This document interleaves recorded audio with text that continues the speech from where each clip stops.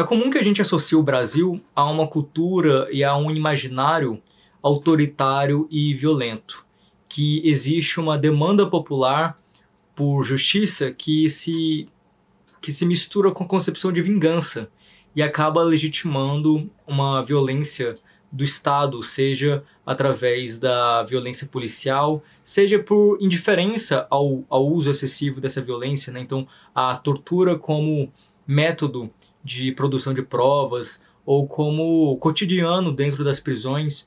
E isso é muito consagrado num bordão que é uma espécie de lema reacionário, que é o bandido bom é bandido morto.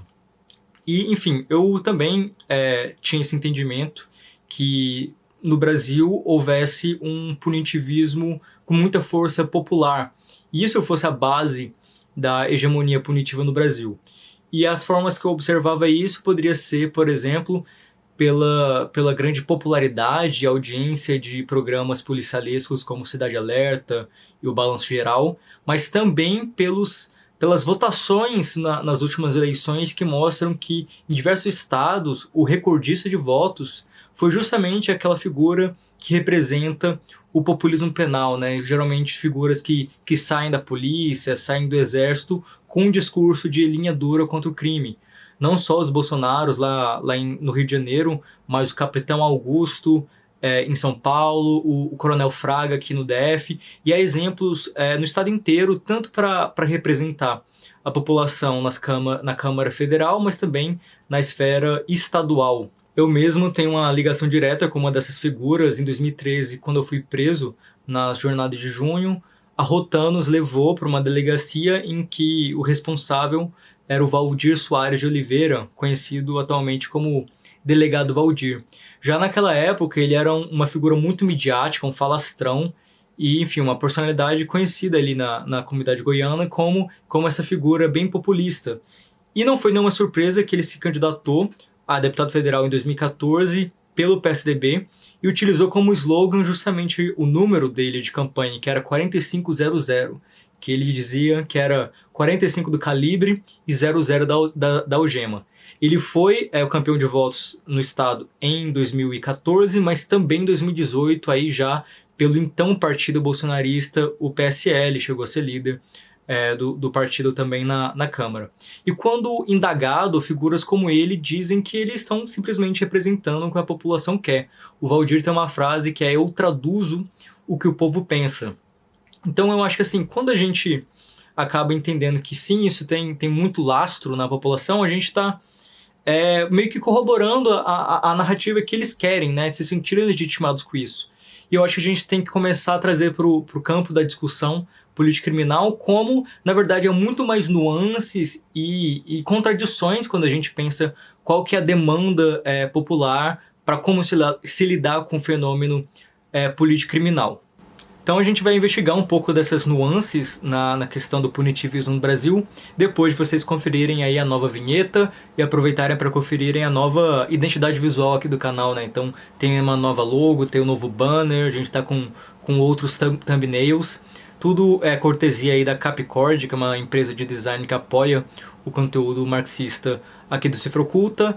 E aproveita, deixa aí para dar aquele like e também divulgar esse conteúdo nas suas redes sociais, num grupo de WhatsApp e fortalecer aqui o canal.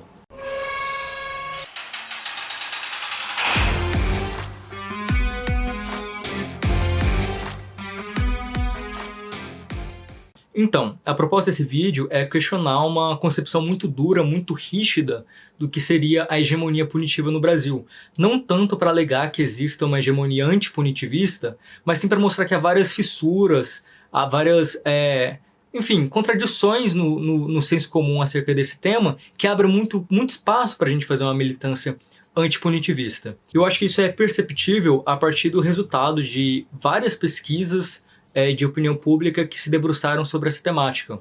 Para mim, a mais importante é a do CESEC, que é o Centro de Estudos em Segurança e Cidadania, que em 2017 fez uma pesquisa lá no Rio de Janeiro, cujo nome é Olho por Olho, o que os cariocas pensam sobre bandido bom e bandido morto. Ela tem diferentes metodologias, mas eu queria destacar justamente o questionário em que eles fizeram cerca de 40 perguntas e, na verdade, 40 afirmativas, e a população respondia se concordava totalmente, parcialmente, ou discordava totalmente ou parcialmente. Isso já é uma metodologia mais interessante do que o simples concordo ou discordo, porque abre um pouco mais de margem para a gente ver qual que é o nível de afinidade com aquela afirmativa que a população está respondendo. O primeiro resultado relevante dessa pesquisa é que 60% da amostra representativa da população do Rio de Janeiro disse que discorda total ou parcialmente da frase bandido bom é bandido morto. Apenas 31% concorda totalmente e outros 6% concordam parcialmente. Já quando se tratava da relação da população com a polícia, apenas 37,6% disse que já foi bem tratado pela polícia, enquanto 18,1% disse já ter sido desrespeitado, 9,4% disse já ser extorquido, 6,6% disse que já foi ameaçado e 4,6% chegou a ser agredido. Além disso, 59% dos moradores de favela disseram achar provável ou muito provável ser vítima de violência por parte da polícia, e 62% dos respondentes que são pretos ou pardos acham provável ou muito provável também ser vítima de violência por parte da polícia. Outros 69% dos cariocas, sendo 52% parcialmente, que a polícia não sabe distinguir trabalhador de bandido. E a pesquisa mostra que existe muita compreensão sobre a existência de uma violência excessiva e, enfim, seletiva também, né? Sem seguir realmente critérios confiáveis de como atua. Então, 62% concorda total ou parcialmente que a Polícia de Janeiro mata demais, e 70% discorda que o problema da criminalidade se resolve com a polícia tendo carta branca para matar. Além disso, 75% acreditam que a polícia é mais violenta na favela do que no asfalto, e 66% acham que ela é mais violenta contra os negros do que contra os brancos. Na hora deles pontuarem a confiança que eles têm nas instituições do sistema penal, as notas foram muito baixas. A nota média mais alta foi 5,8 para a Polícia Civil, 4,9 para a Polícia Militar e 3,5 para o Judiciário, isso de 0 a 10. Sendo que, no caso do Judiciário, a nota mais comum, por quase 30% dos respondentes, foi nota 0, para a gente ver o nível da desconfiança em relação ao Judiciário, que é o poder menos democrático de todos. Esses achados demonstram que a principal crítica da criminologia crítica é reconhecida pela maioria da população, que está ciente sobre o viés racista e elitista do sistema penal. E também é reconhecido que a violência policial não é uma panaceia para lidar com o problema da criminalidade e da violência, pelo contrário, é entendida como algo que está sendo utilizado sem critérios confiáveis e de forma excessiva. Ao mesmo tempo que tem medo de serem eles próprios vítimas por parte da polícia e não confiam na justiça para lidar com suas demandas. Contudo, as coisas não são simples assim. Então a gente tem também uma esfera de contradições que essa pesquisa demonstra. Porque essa mesma pesquisa fala que 79% dos respondentes acreditam que o endurecimento penal seria eficaz para reduzir a criminalidade. E 86% concordam, 76% deles totalmente, que deve ser reduzida a idade de responsabilização penal. Outros 44,6% apoiam trazer a pena de morte para a nossa legislação. Então, sim, há uma série de resultados que mostram também uma adesão à ideologia punitiva. Então, a gente tem que, por exemplo, 73% acreditam que os direitos humanos atrapalham o combate à criminalidade e mais da metade, 56%, concordam total ou parcialmente com a afirmativa de que quem defende direitos humanos só está defendendo bandidos. Mas, resumidamente, o grande achado dessa pesquisa é justamente mostrar o alto nível de incongruência em várias respostas, porque, por exemplo, 24% dos que responderam que a polícia sempre deve prender ao invés de matar, disseram que concordam com o bordão bandido bom e bandido morto. Ao mesmo tempo que 27% dos que pensam que a polícia sempre deve matar ao invés de prender, alegaram ser contra a frase bandido bom, bandido morto. Antes de passar aqui para análise, cabe a gente também trazer umas outras pesquisas interessantes. Então, por exemplo, tem uma pesquisa recente desse ano do Datafolha, essa de escala nacional, que mostrou que 72% da população discorda da afirmação do Bolsonaro feita naquela reunião ministerial que vazou, que dizia que o Bolsonaro quer todo mundo armado, pois o povo armado não é escravizado. E essa mesma pesquisa reforça outros, porque em 2019 teve uma pesquisa similar que mostrou que 66% dos brasileiros concordam que a posse de armas deve ser proibida, pois representa ameaça à vida dos brasileiros. Além do rechaço ao armamentismo, tem um levantamento nacional que é de 2014 e é citado na pesquisa do SESEC, que foi feita pela Fundação Perseu Abramo, que registrou 85% de apoio à frase educação e formação profissional contribuem mais para diminuir a violência do que ações repressivas. E 79% de apoio à proposta de penas alternativas para crimes menores, crimes sem violência. Ou seja, tem aí um foco menos repressivo e mais focado em alternativas à prisão, como resposta social ao crime, e também investimentos sociais. E nessa mesma linha, já numa pesquisa mais recente do Datafolha, que saiu em dezembro de 2019, vai na mesma direção e fala que 57% dos brasileiros acreditam que a violência é combatida de forma mais eficiente investindo em áreas sociais, como melhorando a educação e combatendo o desemprego. Isso é mais eficiente do que meramente investir no aparato repressivo, aumentando o número de policiais treinados e bem equipados nas ruas. Outra coisa interessante é que esse resultado, essa posição foi majoritária, inclusive entre os respondentes que tem uma avaliação boa ou ótima do Bolsonaro, que é alguém que defende exatamente o oposto disso. Então o resumo da ópera é que tem muita gente que está apoiando o Bolsonaro, mas defende outra coisa em relação à agenda da segurança pública.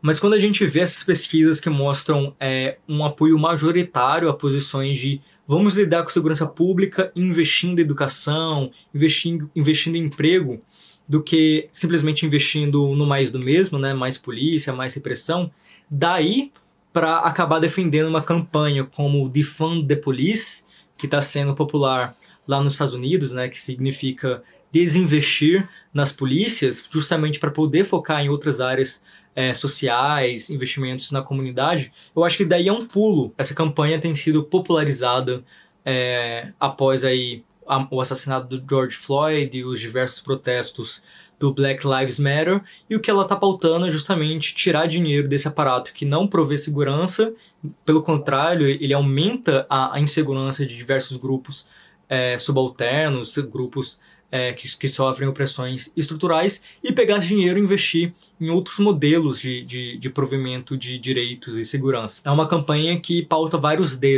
desarmamento, desmilitarização, pauta descriminalização, principalmente na questão das drogas, né, que é um dos principais desculpas para o poder discricionário da polícia acabar mirando sobretudo a população negra e periférica.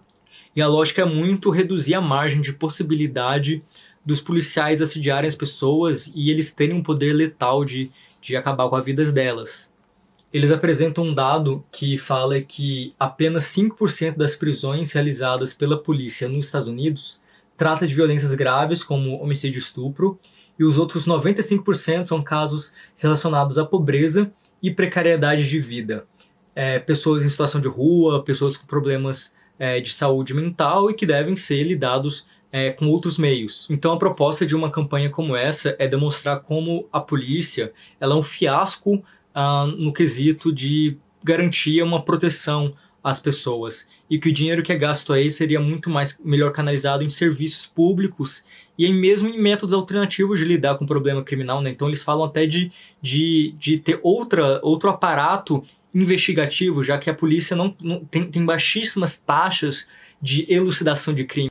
Então, o que essa campanha pauta é que há evidências de sobra para mostrar o fracasso da polícia em garantir o que ela promete.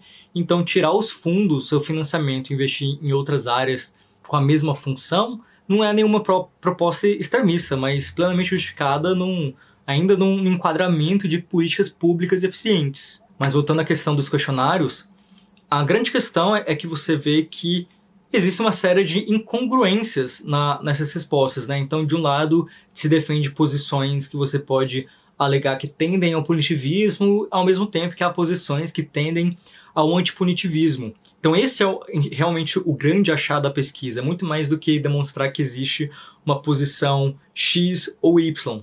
E essas aparentes contradições aproximam esses resultados do que o Gramsci articulava teoricamente como um senso comum, que não estava pautado por uma questão, realmente um elo comum a todas as concepções, né? Não é aquilo que é unitário no diverso, mas o que é mais unitário é justamente a diversidade. Deixa eu ver se eu explico melhor, né? O Gramsci falava é como podia coexistir na consciência individual e coletiva de uma sociedade diversas posições que não estavam enraizadas, não eram muito duras, mas se destacavam justamente por serem fluidas, por uma série de fragmentação e inconsistência, né? Então, ele, inclusive, utilizava como uma expressão sinônimo de senso comum, ele usava consciências contraditórias. Se você parte dessa concepção do Gramsci, você não vê nessas pesquisas, na verdade, uma anomalia, mas você vê justamente como não é realmente linear as concepções da maioria da população acerca de determinado tema. Então você tem realmente uma fluidez, e o que é mais importante para a gente é mostrar que existe ali o que o Gramsci chamava de bom senso no senso comum.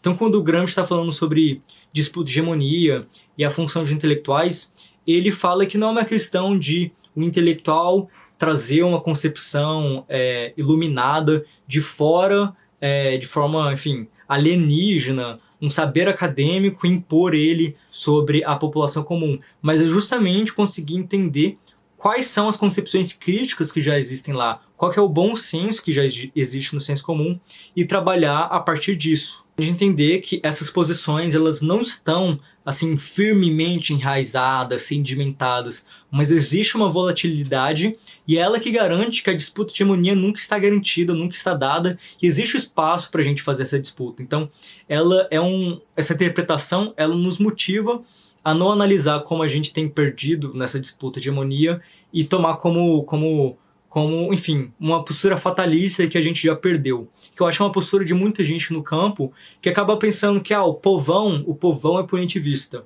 o povão quer sangue, o povão não tem a concepção crítica sobre o sistema penal. Então é melhor, quando a gente quer se engajar pelos direitos humanos, que a gente não faça uma disputa realmente popular e foque uma disputa por cima, uma disputa legislativa, no judiciário, redução de danos por cima, que é uma estratégia e uma tática elitista, que é justamente o que vai facilitar que as concepções populares sobre a temática sejam mais guiadas pelo que vem da mídia e vem de sujeitos poderosos nessas diversas instâncias do poder político. Então, você acaba facilitando a renovação de uma hegemonia punitivista ao invés de trabalhar em cima dessas percepções que têm entrada na população. Então, a percepção de que a polícia é seletiva, a polícia não está garantindo a proteção e de que é mais eficiente lidar com a questão criminal investindo em direitos sociais,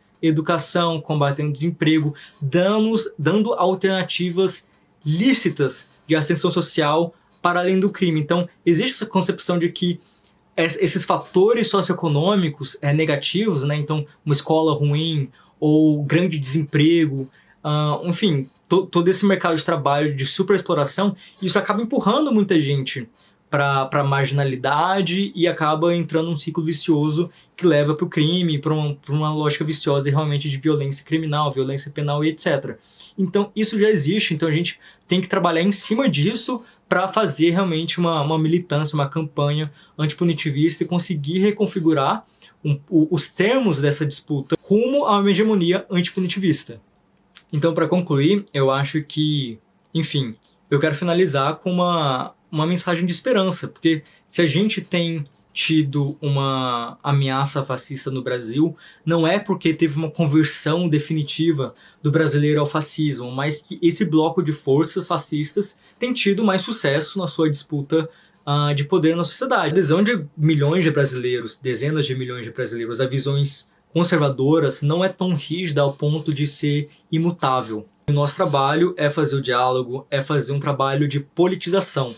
Então não desistam, não esmoreçam, só a luta muda a vida. Para quem tiver interesse sobre um debate sobre política criminal alternativa, eu tenho um vídeo que eu fiz ano passado em que eu discuto uma agenda que eu acredito que tenha potencial para ser popular na sociedade, para disputar a sociedade a partir desse programa, e vai ficar em algum lugar dessa tela. E além disso, essa semana acabou de sair um podcast do Revolu Show que conta comigo, com a Gabriela Nascimento, com o Jones Manuel e a professora Vera Malaguti Batista debatendo criminologia crítica e abolicionismo penal, e ficou bem da hora. Além disso, as referências das várias pesquisas que eu citei aqui vão estar na descrição, e eu recomendo que vocês vejam para realmente tentar tirar daí, extrair uma razão para não ficarem tão pessimistas ou fatalistas, porque isso não é uma coisa que contribui para uma luta transformadora. Por hoje é isso. Valeu!